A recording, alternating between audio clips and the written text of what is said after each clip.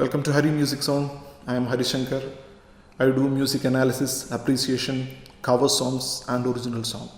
Today, I would like to discuss a few things about the new Bond song "No Time to Die" by Billie Eilish. Now you never see me cry. There's just no time to die.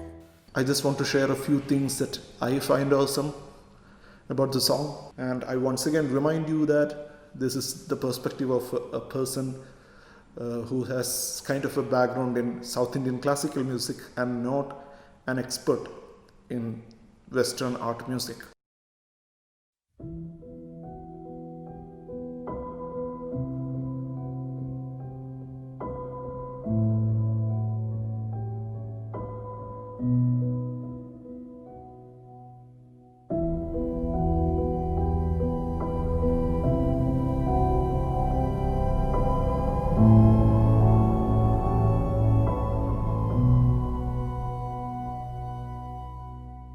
In the intro piano, you can clearly hear some bright notes and some dim notes, right? Bright and dim in terms of the volume, okay?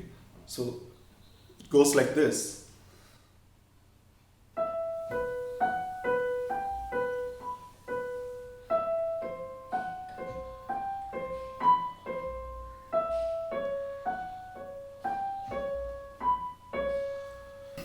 Right? Now, if you focus on the dim notes, you can see James Bond right there.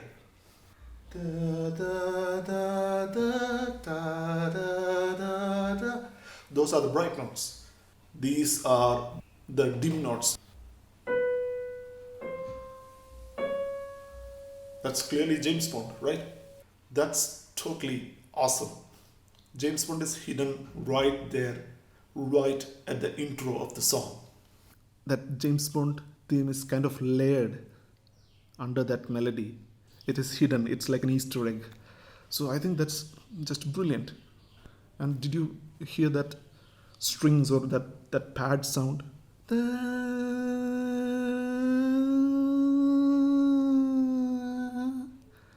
That goes with the keys in the intro. That adds to the ambience of the song. Let's listen to it again.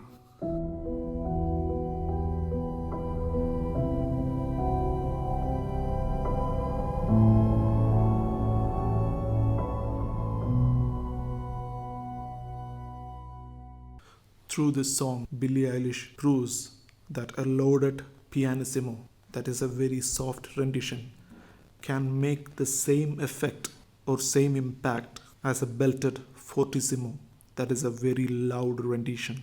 With her trademark whispery, controlled rendering, she makes that statement crystal clear. You can feel that No Time to Die works for Daniel Craig's Bond, whose universe seems more lonely than extravagant or glossy. And she makes it possible through the classic magical Billie portion, of which her whispery rendition and her soft rendering style is a major part. In the chorus of the song, Eilish sings about a lover's betrayal. Was I stupid to love you? Was I reckless to help? Was it obvious to everybody else that I had fallen for a lie? You were never on my side. Fool me once, fool me twice. Are you death or paradise? Now you'll never see me cry. There's just no time to die. Billie's voice is perfect for the depressive yet vague observations that she makes about love, loss, and violence. When she sings those depressing thoughts, was I stupid to love you? Was I reckless to help? Was it obvious to everybody else that I had fallen for a lie? I still have no idea how she assigns pitch to her breath. She literally breathes notes. She literally makes the wind sing. I also love it when she plays with the strange sounds that some of the most ordinary words make when put together. For example, in When the Party Is Over, she does that thing with the line, I could lie and say, I like it like that. If you just listen to those words as just sounds, it sounds to me as just a cluster of clack, clack, clack, clack, clacky, clacky, clacky, clacky sounds. It's very soothing and it's very ear tickling, though not as fancy as in When the Party is Over.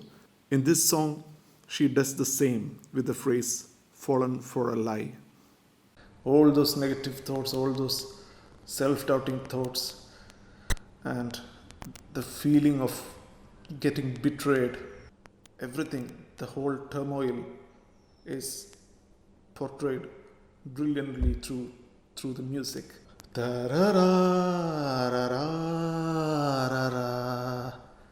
It's like she's finally collapsing, getting overwhelmed with all these depressive thoughts. You were never on my side. That realization is portrayed perfectly. And the dynamics of her voice, it starts in a mellow tone, a very relaxed tone, and then suddenly the dynamics changes when all these overwhelming emotions come onto the surface, and she is really making that impact. She is really making us feel that something really big is happening. That is her talent. Let's take a moment to appreciate the lyrics. The blood you bleed is just the blood you owe. That is the most poetic way to portray violence and revenge in words. I have no words to describe how beautiful it is. And the other line, you were my life, but life is far away from fair. That is just awesome. I'm too emotional to go deep into it. It's just like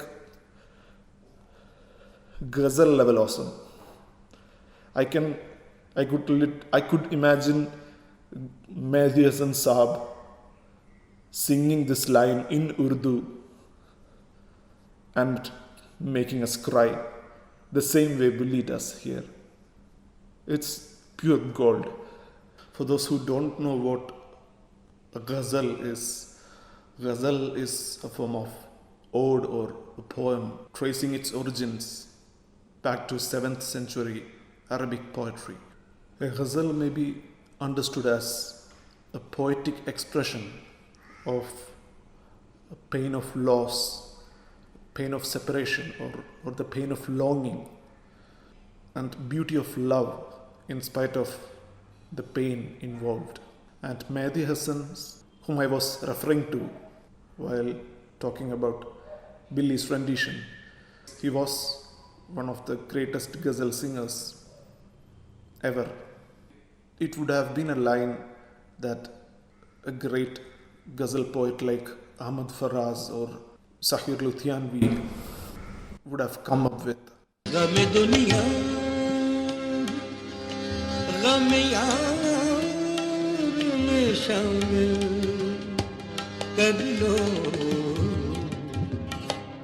नशा पड़ता है शराबे जो शराबों में मिले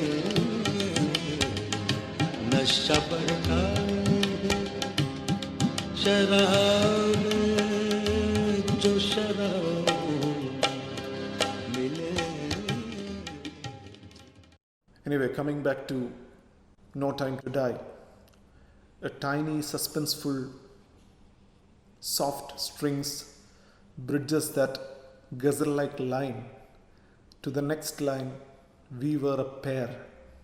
The classic James Bond piece, ta-ra-ta-ra, is also played. It gave me goosebumps and tears when I listened to it for the first time. We were a pair, but I saw you there. When she sings too to bear. We feel that tiredness, we feel that desperation in her voice. Her voice is capable of effectively portraying such darker shades of life. Too much to bear. You were my life, but life is far away from fair. And after that line comes my favorite line: you were my life, but life is far away from fair. After that line comes the loop of depressive, negative, self-torturing thoughts that every one of us have had at some time, some point of our lives. And it is expressed musically in a very effective fashion. Was I stupid to love you? Was I reckless to help? Was it obvious to everybody else that I've fallen for a lie? You were never on my side. The music also goes in a loop, like those thoughts, like those negative, depressing thoughts, that thoughts of self-doubt that loops in our mind.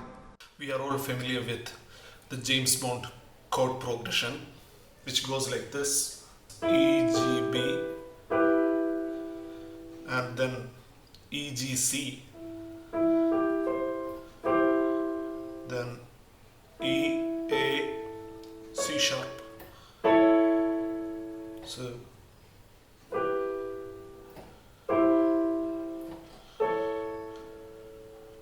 you will clearly understand it when I play it this way.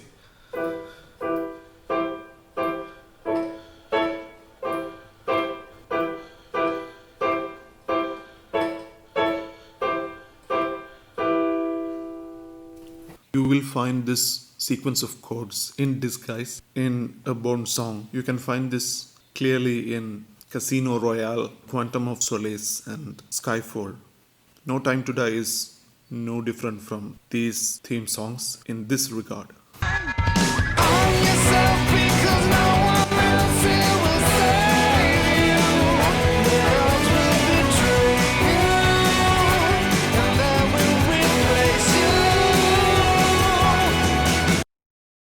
Another ringer with a slick trigger finger for Her Majesty.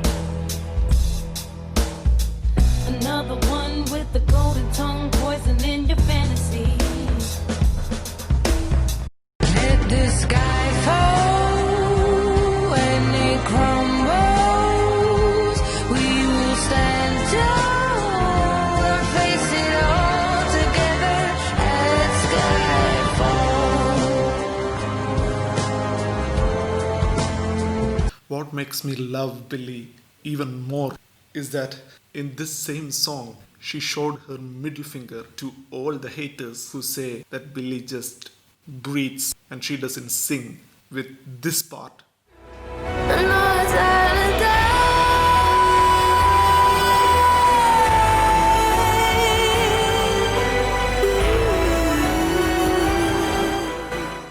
And soon after that part, she embraces all her listeners who appreciate the subtle elements of vocals with this part. Fool me once, fool me twice, higher than the paradise. Now you never see me cry. There's just no time to die. Listen to those shivery vocals. It touches us deep inside our souls. That is what is great about Billie. The expression, the soul in her vocals always will make the eyes of a keen listener teary. It is a common notion that flaunting how good you are with the higher register is something great. It is a great quality, yeah, undoubtedly. But that alone doesn't make you a great singer. See, you don't always need to scream the highest possible note to make a song sound great. When it comes to cinema, film, we use the phrase make believe. That is what she does. Clearly, Billy wails towards the end of the song, and it is Billy's wail, which means that the highest note she hits here doesn't belong to the octave where, say, Adele would hit her highest note. It is because Billy starts from a relatively lower ground level, and it is her thing. She starts breathy, suspenseful, moody, and ominous.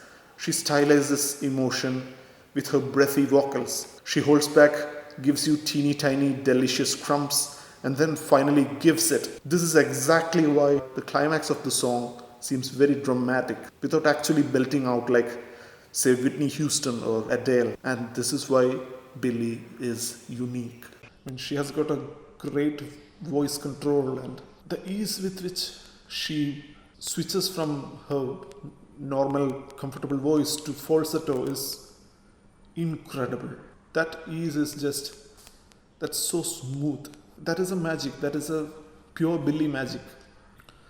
The song ends with a dissonant, unresolved E minor major ninth chord, the classic spy chord, or I wouldn't mind calling it the James Bond chord. It leaves us on the edge, and there is a strong melody in this song. As a person coming from a background in Indian music, melody is something that we really look for in any kind of song. What I respect about Billie and Phineas in this regard is that they come up with some really, really good melodies. Billie Eilish is not just a teen pop star. People of different age groups appreciate her music and appreciate her for who she is. So thanks for watching the video. If you liked this video, please like and subscribe to my channel, and let me know your thoughts on the comments. Thank you.